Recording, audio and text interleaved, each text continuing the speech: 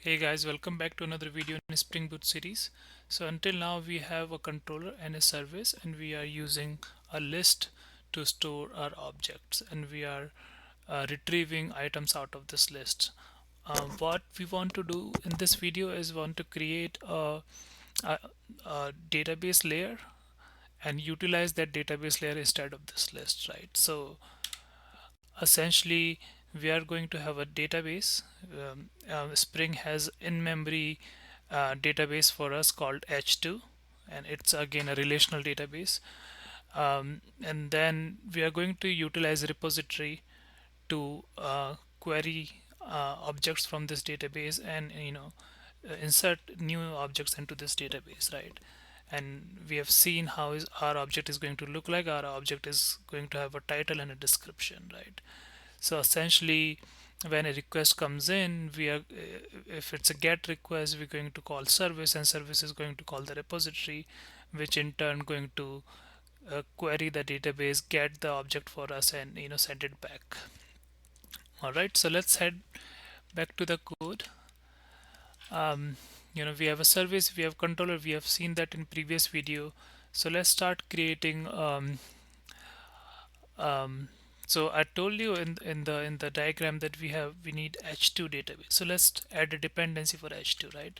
So let's go to our pom.xml, and I want to add h2 dependency, and I think it's, let's see what is, I think it's simply h2.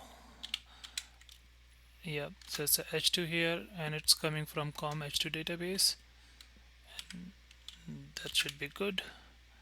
And then we want to add, for repository we want to add JPA, and for JPA we'll just say spring data JPA. So spring boot starter data JPA, and it's coming from spring framework boot. That's what we want. That's good enough. Let's click on auto import. Anyone can resolve these dependency for us, can download all of that locally, so we can start referencing them. So now we have h2 and data JPA, and let's look at look at the code. How can we utilize these two dependency, right? So let's go back to the diagram, right? So now I've created dependency for h2 and JPA. So let's start creating a repository, this third blue box, so that we can take one step forward. I'll simply create a class name video repository. All right.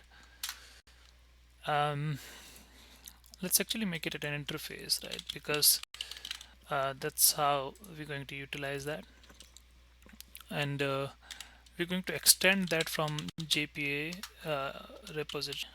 So JPA repository. You can see this is showing up in IntelliJ because we just added a dependency in our POM, right? And now JP repository take two fields. One is the object that you want to uh, you know uh, act on, query or save or whatever. So our object is video, right? And then the primary key for that, primary key it's going to be integer, right? And like normally primary keys are IDs. That's you know um, that's not a string. So now let's annotate that with a repository as well. This annotation allows a Spring Boot to scan this particular interface as a repository, so it'll be available when we start the application, right? So um, again, this JPA repository is coming from the Spring Boot starter JPA, and we'll look in a second why is it important, right? So let's go inside JPA repository and see how this implementation looks like, right? So I just did control and click to go inside JPA repository class. You can see there are bunch of methods for us to use. It's, for example, find all by ID, save all, a basic CRUD operation. There is a delete as well. So the idea is you can simply extend this repository, and you can call find all, or save all, or any other method you choose based on your operation, and then it'll if you are using find all, then it will find all the objects for you from the database. You don't have to write a single line of code. That's the beauty of it. So since we are doing that, let's see how we can utilize that.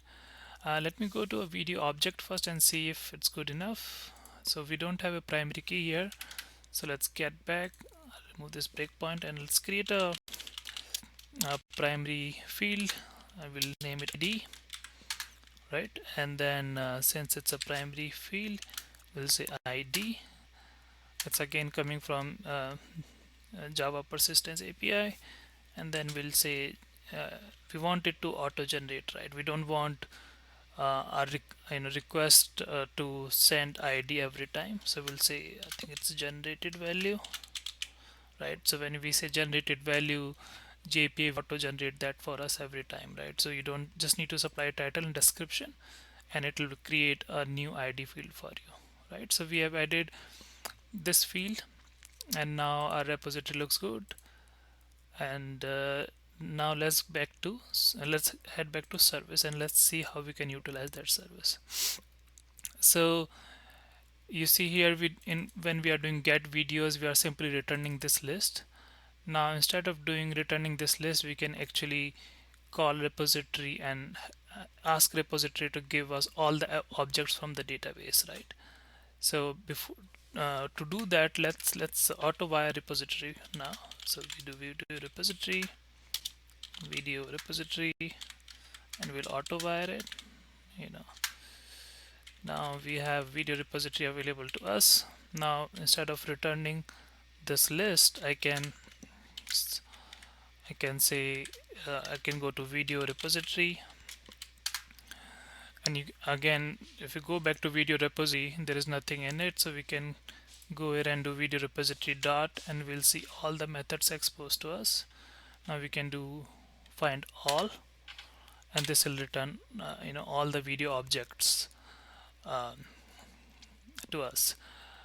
So this is good. And now similarly, when we have to do add video, when we are adding something, instead of doing videos.add, instead of adding inside the list, we can add inside the database.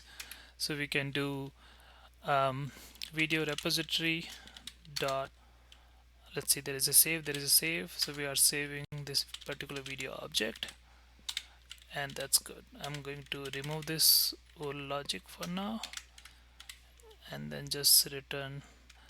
Let's actually use that here.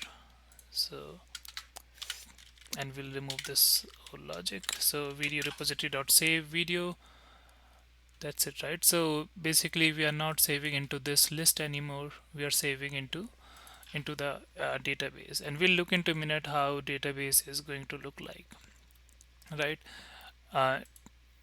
To configure database, we have added a dependency, don't need to do anything else. And now let's go to controller who is calling our service. So when we do get video and then we call get video by title, so when the title is not present, we'll call get videos. Get video is going to find all of them. Okay, that looks good. Now go to add video, we are going to add a video. Okay, so I think it looks good at this point of time since we have changed the implementation of add video. I'm just thinking what else is missing. Looks okay. Let's restart our service. Think we probably need to add, I think I can show that you later, but let's look at it, how's the server looks like at this point of time. So I'll head back to Postman,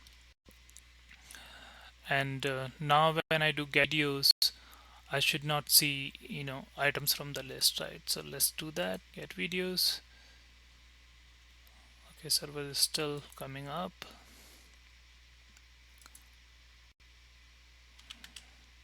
Okay, looks like there is something wrong. Let's take a look. Not a managed type video, so let's take a look at video repository. Let's go back to video. Okay, so I know what went wrong. We haven't annotated that class with the entity. So entity tells JPA that this particular object can be, this POJO can be persisted inside the database, right? So we needed to, we missed that. I missed that initially, so now it should run just fine. Let's run again.